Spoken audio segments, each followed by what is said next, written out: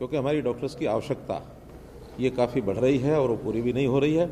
खास करके अब जैसा हमने एक यूनिवर्सल लेवल पर कुछ योजनाएं बनाई हैं, जैसा आयुष्मान भारत की जगह हमने चिरायु हरियाणा की योजना शुरू की है, जिसके अंदर 13 लाख परिवार और अतिरिक्त जुड़ गए हैं। पहले 15 लाख परिवारों तक ये योजना थी, अब 28 लाख तक हो गई है। 1,25,00,000 सदस्य हैं, सिटीजन्स हैं, जिनको इस योजना का लाभ मिलेगा। 5 लाख रुपया प्रति परिवार का एक प्रकार का हेल्थ इंश्योरेंस में हुआ है। इसी प्रकार दूसरी योजना कल राष्ट्रपति महोदया ने उनके हाथों से जिसका हमने श्री गणेश कराया है, वो है स्वास्थ्य परीक्षण, यानी हेल्थ चेकअप का जो एक कार्यक्रम हमने किया है, वो भी BPL 1,80,000 तक पहले चरण में और बाद में बाकी सबका एक प्रकार से यूनिवर्सल वो प्रोग्राम है कि किसी भी बीमारी से आने से पहले व्यक्ति का जो चेकअप है, हेल्थ चेकअप, वो ज़रूर होना चाहिए। उसका बहुत बड़ा लाभ ये होगा और इसमें भी हमें एक अतिरिक्त आवश्यकता डॉक्टर्स की, हेल्थ सर्विसेज की ये पड़ने वाली है। तो उस नाते से हमारी योजना यही है कि जितने डॉक्टर सरकारी कॉलेज में पढ़ के आते हैं उनकी ज़्यादा ज़्यादा संख्या सरकार के साथ वो जुड़ करके रहे। तभी हमने ये 7 साल की बॉन्ड की पॉलिसी की थी, लेकिन फिर भी हमारे ऐसे विद्यार्थियों को थोड़ा ज़्यादा समय लगा, तो हमने उस बातचीत के माध्यम से कुछ उसमें परिवर्तन किए हैं। और वो जो परिवर्तन किए हैं उसकी जानकारी मैं आपको देता हूँ। पहला तो इस समय को 7 साल की बजाय 5 साल कर दिया है। बहुत प्रदेशों में 5 साल पहले भी चल रहा है, तो हमने उसको 5 साल किया है। और इसमें हालांकि डिमांड इसकी कम थी, लेकिन फिर भी अपनी ओर से हमने जो PG का टाइम पीरियड है 3 साल, वो इसके अंदर इंक्लूड कर दिया है। यानी MBBS करने के बाद अगर कोई विद्यार्थी PG भी करता है तो 5 साल के अंदर वो भी काउंट हो जाएगा। बहुत बड़ी राहत है PG करने वालों को इससे मिलेगी। जो राशि हमने तय की थी कि 40 लाख रुपए का बॉन्ड माइनस फीस लगभग 4.5 लाख इनकी 4 सालों में ली जाती है, तो अब उसको 10 लाख रुपए कम करके 30 लाख माइनस फीस अर्थात 25-26 लाख ही उसकी राशि बनेगी।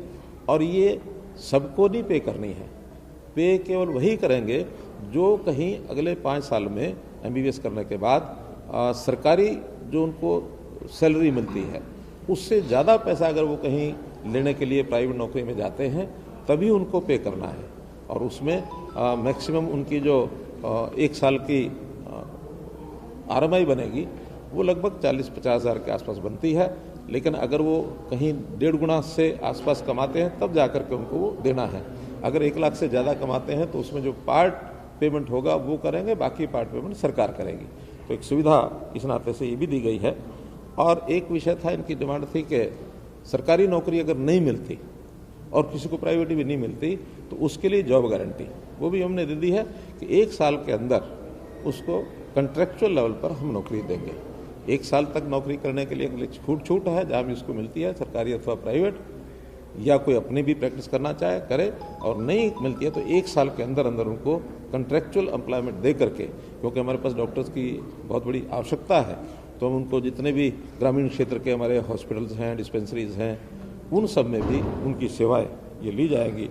इसलिए इस विषय पर भी हमने उनको लाभ दिया है। 1 साल में बॉन्ड विड्रॉ नहीं, बॉन्ड तो 5 साल में विड्रॉ नहीं होगा, बॉन्ड तो 5 साल के लिए ही है। बॉन्ड यानी ये रीपेमेंट ऑफ एक प्रकार का जो पेमेंट है उसी का बॉन्ड है ये।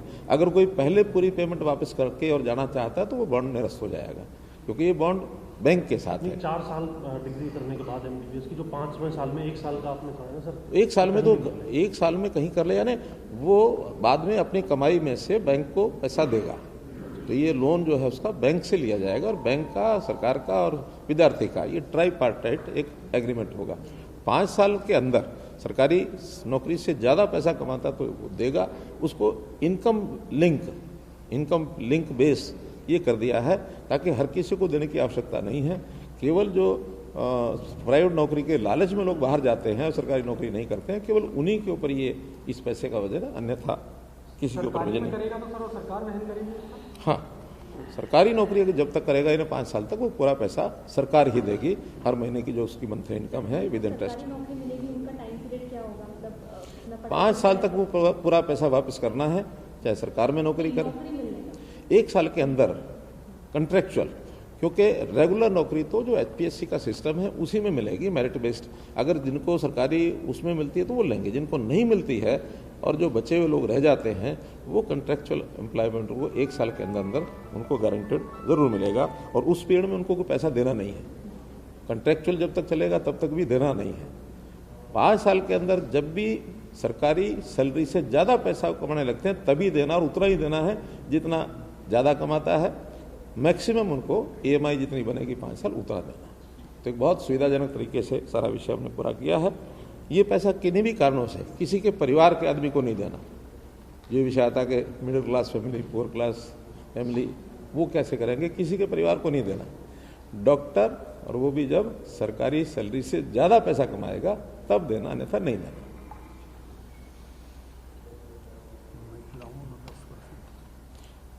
सिविल हॉस्पिटल्स में भी हम जो है ICU इसका प्रबंध करने जा रहे हैं ताकि वहाँ भी इलाज की व्यवस्थाएं अच्छी हो जाए, और डॉक्टर्स की आवश्यकता हमको खास करके जो स्पेशलिस्ट हैं उनकी आवश्यकता वहाँ भी पड़ेगी। तो इसलिए डॉक्टर्स PG की जो अभी पॉलिसी अभी बनाएंगे, बाद में बनेगी तो अगले साल जो भी लोग एडमिशन लेंगे उनके ऊपर वो लागू होगी। PG की पॉलिसी अलग बनेगी। एक विशेष छूट, क्योंकि इसमें कुछ हमारी बहनें बेटियां भी थी, और जो उसके लिए हमने कंसेशन कि जो फीस है 30 लाख माइनस जो फीस, यानी 30 लाख और माइनस फीस जो 25-26 लाख बनता है, उसमें 10% की छूट अर्थात 3 लाख की छूट उन बेटियों को दी है। ये एक स्पेशल प्रोविज़न भी हमने किया है, अर्थात उनको 27 लाख में से ही आगे काम करना पड़ेगा। ये सब विषय आज तय किए हैं, और मुझे लगता है कि अब ये सारा जो विवाद है उसको समाप्त किया, समाधान किया। अब रेगुलर जो है कल से क्लासेस काफ़ी लोग मान गए। एका दुका लोग ऐसे थे जिनको अभी भी उसमें कोई एतराज़ था, लेकिन बड़ा ग्रुप है तो अधिकांश ने कहा कि हमको मंजूर है, जो सब काम करेंगे। कोई कठिनाई आएगी तो उसमें देखेंगे। विड्रॉ कर रहे हैं सर, विड्रॉ करना चाहिए सर। 5 साल के लिए 2 दिन के दौरे पर थी राष्ट्रपति हरियाणा के, और कई कार्यक्रम रहे हैं। उन्होंने हरियाणा की कई योजनाओं की तारीफ की है राष्ट्रपति ने। तो एक तरह से हरियाणा सरकार को प्रोत्साहन मिलेगा उनकी इस तरह की तारीफ की जगमग योजना है, या फिर बेटी बचाओ बेटी पढ़ाओ योजना है, या तमाम अन्य जो योजना है इनकी तारीफ की। देखिए, मैं राष्ट्रपति महोदया का बहुत बहुत आभारी हूँ, धन्यवाद करता हूँ कि उन्होंने बड़ी बारीकी से हरियाणा की सब योजना, स्कीम्स, खास करके उनके हाथों से हमने ये जो हेल्थ चेकअप की जो योजना का उद्घाटन कराया है उससे बहुत वो प्रभावित हुई हैं और बड़ी प्रसन्न थी। और इस प्रकार से अंत्योदय की जो योजना है, गरीबों के लिए जो हम कर रहे हैं, खास करके परिवार पहचान पत्र के माध्यम से, उससे भी बड़ी वो प्रभावित हुई है। मैं उनका आभारी हूँ, धन्यवाद करता हूँ।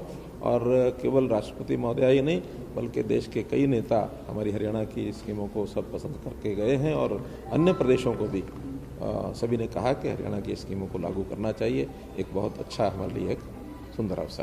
एक सवाल है कि जैसे कोई मिसहैपनिंग हो जाती है, किसी स्टूडेंट का बॉन्ड भरा हुआ है, वो इस लायक ना रहे, या फिर कोई इस बड़ी घटना हो जाए, ठीक आपने पूछा अपरिहार्य कारणों से अगर किसी की का पेमेंट बैंक में नहीं भरा जा सकता, वो सरकार भरेगी। सरकार ने गारंटी ये दी है अपनी ओर से कि कोई ऐसा कारण होता है वो पैसा भी सरकार भरेगी। नमस्कार, मैं हूं मानक गुप्ता। अगर आपको हमारा ये वीडियो पसंद आया हो तो इसे लाइक और शेयर जरूर करें, और हाँ, हमें सब्सक्राइब और फॉलो करना ना भूलें ताकि आप देश और दुनिया की कोई खबर मिस ना करें।